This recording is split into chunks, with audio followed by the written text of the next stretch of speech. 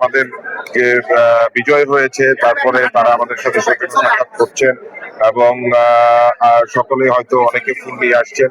তো আমি বলেছি সবাইকে যে ফুলের পরিবর্তে গাছ দেওয়ার জন্য, এবং এই গাছগুলো আমাদের উপকারে আসবে, সমাজের উপকারে আসবে।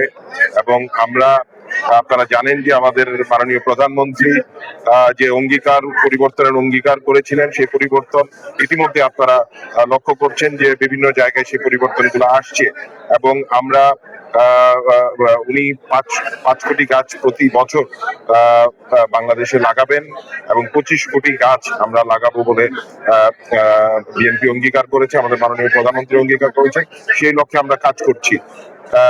তো সেই জন্যই আজকে এই ব্যতিক্রমী আয়োজন, আমাদের নেতা কর্মীদের উদ্দেশ্যে আমাদের বার্তা দেয়া যে তারা যেন ফুলের পরিবর্তে গাছকে প্রায়োরিটি দেয় এবং বৃক্ষরোপণে যেন আমরা সকলে কাজ করি। এবং আমরা উপহার হিসেবে ফুল অবশ্যই ভালোবাসার প্রতীক, সেটা কিন্তু তার ফুলটা নষ্ট হয়ে যায় খুব দ্রুত।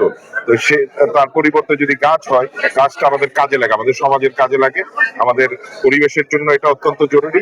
এবং আমরা ফুলের পরিবর্তে গাছের যে কালচারটা, সেটা আমরা উপহার হিসেবে শুরু করতে পারি।